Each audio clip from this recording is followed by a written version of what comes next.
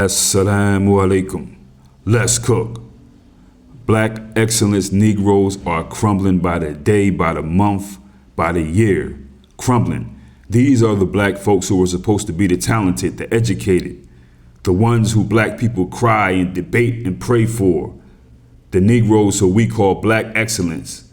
So proud of them. We put them in magazines.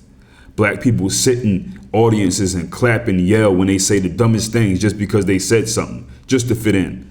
Well, not all of us, but you know what I mean, most of our people. But notice these guys are crumbling more and more by the year. And the more they try their hardest to fit in and please their white daddy, the more they start acting just like them. And it always manifests in their behaviors. Let's talk about this guy by the name of Justin Fairfax. This guy, Justin Fairfax, was a Democratic politician and lawyer. He became the lieutenant governor of Virginia for a short period. Okay, he was on the verge of becoming one of the most powerful black politicians in the state of Virginia. Justin Fairfax, raised in Washington, D.C.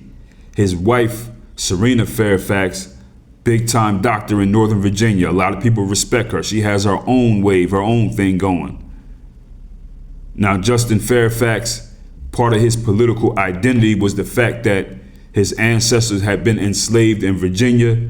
He's a young man. He attended the Mather Catholic High School. People from PG County, you know that school, the DMV, the Mather Catholic. He went on to Duke University. He studied public policy. After that, he entered politics. He worked with Al Gore, some other people. Then he went to Columbia Law School. After law school, he was a clerk for a federal judge. Then eventually he became a prosecutor in Alexandria, Virginia. Okay, so this dude, he has a heck of a legal career, a lot of credibility here. And the Democrats were watching him. They seen him. They're scouting him. They're like, okay, he's got it all. He's one of the good ones. Good little Greek Negro, educated, potential to reach a certain level of shine bonery for us. You know what I mean? Ivy League education, experience in law enforcement, connections to the whole Democrat establishment. And this is how he got into Virginia politics. So he went from law and political activism into electoral politics. He ran for lieutenant governor of Virginia as a Democrat. Okay. He won the election. He became the lieutenant governor alongside Governor Ralph Northam. Justin Fairfax became the second black person ever elected to statewide office in Virginia, okay? So he was a big deal. He had the support of all kinds of big-time Democrats, President Barack Obama, all kinds of people. They all were endorsing him. And then it all came crumbling down. Now, this is what happened. The current Democrat white supremacist Virginia governor, guy by the name of Ralph Northam. Now, this dude right here was in all kinds of controversy after a photograph from his medical school yearbook came out showing a person in blackface and another person dressed in a KKK outfit. So people are like, hey, listen, this is this guy, Governor Ralph Northam. So this picture of current Democrat governor of Virginia, Ralph Northam, is going around. You know, he's saying it's not him. He's apologizing. Everybody knows it's him. You know what I'm saying? This is the guy who Justin Fairfax works under. Justin Fairfax is the lieutenant governor. Ralph Northam is the governor. So people are telling Northam, like, dude, you got to resign. Okay? So if this guy resigns, Justin Fairfax will become the first black governor of Virginia. So Justin Fairfax, he's preparing for the possibility of taking that position. He's preparing for it. Then it crumbles for him. There's a woman by the name of Vanessa Tyson. She comes forward. She publicly accused Justin Fairfax of sexually assaulting her. Now, this woman, Vanessa Tyson, she's a professor. She's a political scientist. And she said that she met Justin Fairfax during the Democratic National Convention in Boston. She said Justin Fairfax had sexually assaulted her in the hotel room. Vanessa Tyson described this encounter as non-consensual and said Justin Fairfax force her to perform a sexual act. Justin Fairfax said, no, she's lying. He said this encounter was consensual, and he said she's making this up. This is not true. And he called for an investigation, and he repeatedly maintained that he had done nothing wrong. The political consequences became fast for him, like immediately. The Democrats, who had been demanding that Ralph Northam resign, now they're dealing with the person who will replace him, Justin Fairfax. Okay, they're like, damn, what do we do? Then another woman came forward. This woman's name is Meredith Watson. Now this woman right here, she said that Justin Fairfax and her had went to Duke University together. They knew each other. And she accused Justin Fairfax of raping her during their time at the university. She said that this was very aggressive. It was an assault. And Justin Fairfax is like, nah, she's lying as well. He said that this was also consensual, and he had never sexually assaulted any of these women. Now Justin Fairfax is facing accusations from two different women involving two separate periods of his life. They're showing a pattern now. Now this really destroyed his whole movement. Now the Democrats in Virginia, they're thinking, oh, what are we going to do? We got KKK Northam here under enormous pressure because of the blackface KKK picture. And now we got Justin Fairfax, who will be replacing him, facing these sexual allegations. Then they also had an attorney general named Mark Herring. He was forced to acknowledge that he also was wearing blackface in college as well. So they're dealing with all kinds of scandal in Virginia. If Ralph Northam resigns, Justin Fairfax will be the governor. But Fairfax, he's got these allegations as well. So the Democrats said, no, we're not just going to do this. We're not going to let Justin Fairfax become the governor. We're going to let Ralph Northam remain as the governor, and Justin Fairfax will remain as the lieutenant governor. We're going to leave Ralph there. We're going to leave Justin there. But Justin Fairfax's political career is done. You know, it's done. It's shattered with these accusations and all the stuff that's out there. And his legal career also suffered. He was working as a lawyer while serving as the lieutenant governor. And once these allegations became public, this followed him professionally. He eventually left his law firm, and he continued to try to fight to clear his name. He insisted that these accusations were false, and he maintained that these encounters with these women were consensual. Justin Fairfax also pursued legal action against various media organizations that he felt were reporting this whole thing the wrong way. But regardless of all that, these allegations stained his public image. He was done. He tried to come back into politics. He continuously maintained that these were all false. He tried to run for governor of Virginia. This failed. The Democratic primary did not embrace him. You know, he once had all this momentum. You know, he had a wave, but it was pretty much done for him, okay? It was pretty much done. Then things got worse. After he left statewide office, then his personal life issues started to come out more.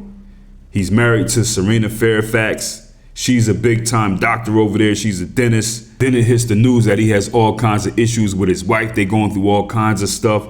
They're battling over finances, custody, household expenses. They said that their lawn at their house, the weeds was growing up and all kinds of other stuff. His wife had said that this guy has all kinds of issues with drinking and alcoholism. His financial conduct is screwed up. You know, she said all kinds of different things about him and things that were going on in their personal life. So this is already deteriorating now. It's crumbling. And then it got worse. Justin Fairfax goes and gets a weapon, kills his wife, then blows his own beak off in their home. It's just that stupid. He shoots his wife, Serena Fairfax, and then blows his own beak off. The children were in the house. He didn't do anything to the children. One of the children called emergency services, and that's what happened, people. This guy, Justin Fairfax, he was once on top, and his political career, everything is done.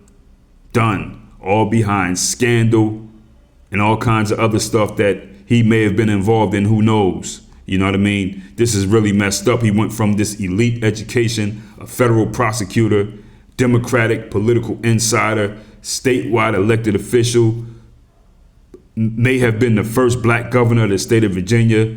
Then we got the sexual assault scandal, the political collapse, no comeback, personal life screwed up.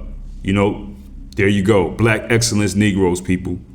All this to end up going out like a white man, like a weakling, instead of being a real black man and overcoming things in your life, brushing your shoulders off, bouncing back like black people do.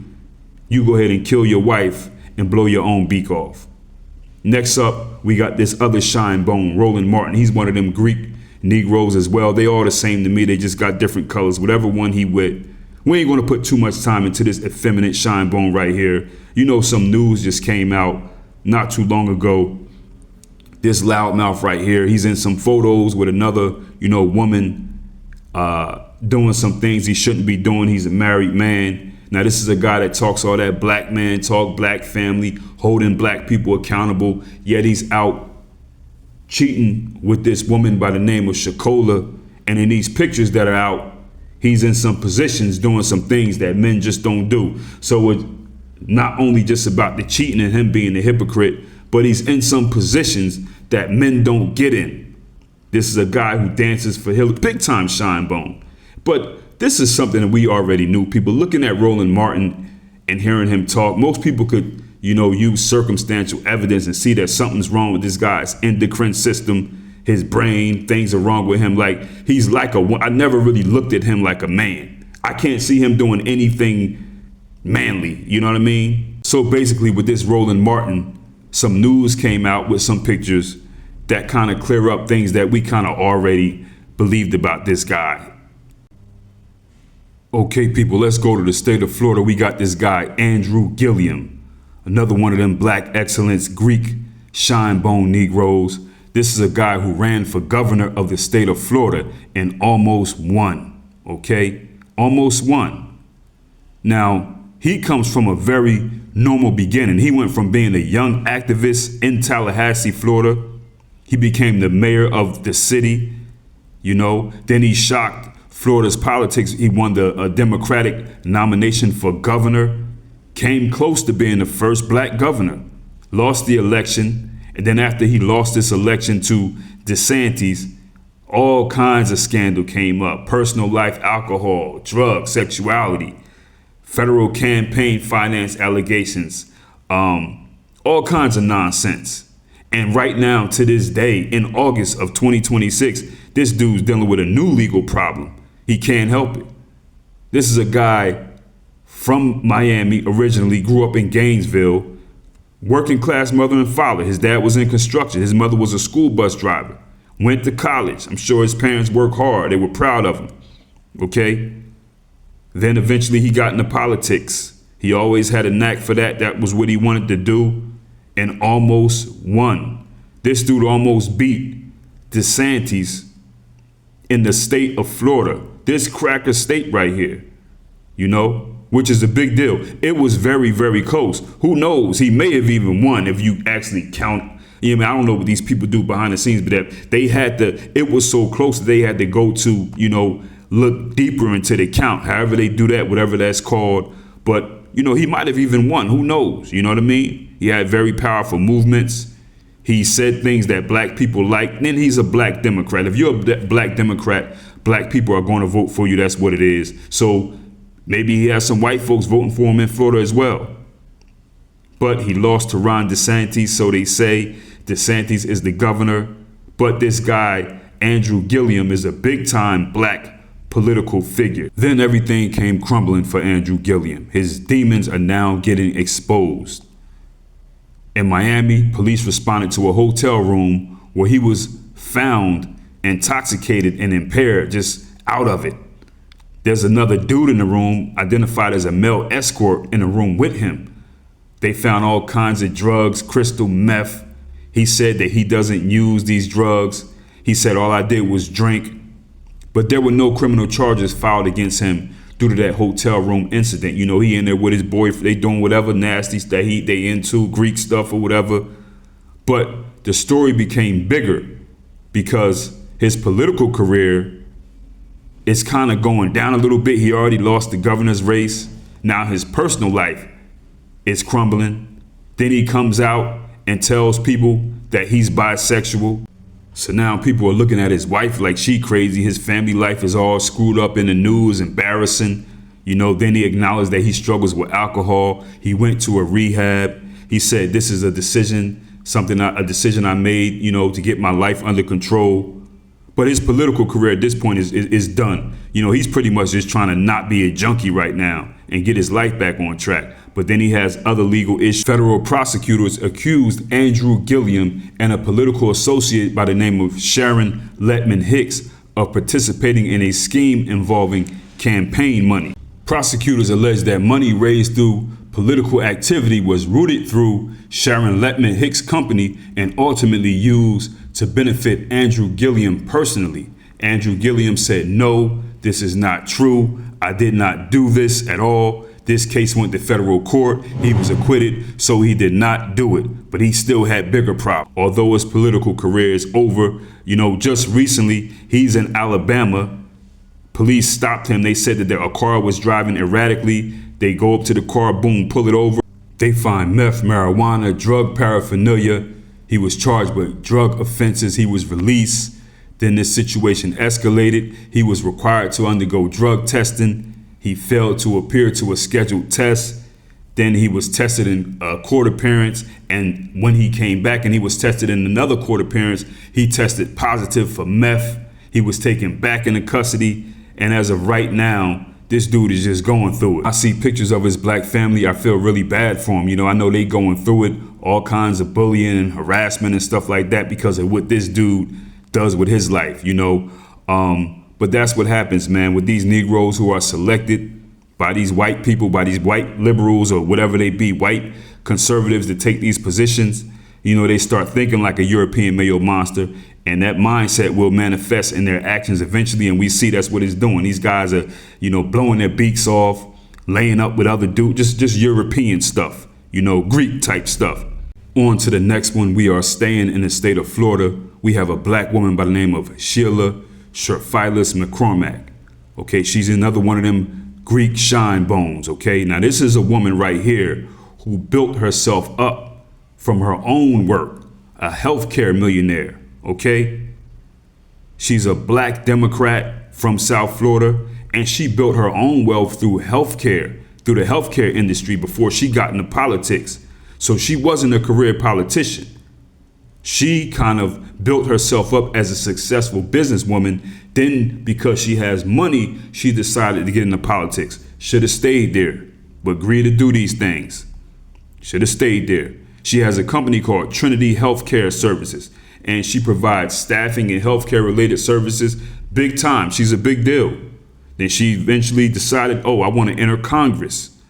So she ran for Congress in South Florida as a progressive Democrat, whatever that means. She lost the first time. She didn't give up. Then there was a longtime Democrat congressman named Alec Hastings. He passed away. His seat became open. She went and ran again. This time she won. So she's in there. She's in there. She has a lot of supporters from the black community. She has the support of the Caribbean community. And this woman has made her own money. But she got caught up in a FEMA scandal. Her company had got a pandemic era FEMA contract. Okay? They got a contract. Straight up, legit, they got the contract. But federal prosecutors accuse her and others in participating in a scheme involving millions of dollars in this federal disaster relief fund. According to the Justice Department, her company, Trinity Healthcare Services, received money from a FEMA-funded program for work that prosecutors alleged was not actually performed. So basically, these people said you didn't need the money, you didn't do the work with the contract, you took the money to fund your campaign, so we're getting you for this, okay? Now, there's a House Ethics Investigative Panel. They concluded that many of the allegations against her were true. She was involved in all kinds of other stuff. They say, that political stuff, people. We can go on and on stuff when they want to railroad people and stuff like that. Some of it may be true, some of it may not be, but when it comes to black people, they start throwing all kinds of stuff on. But they say, yeah, we got proof it's true.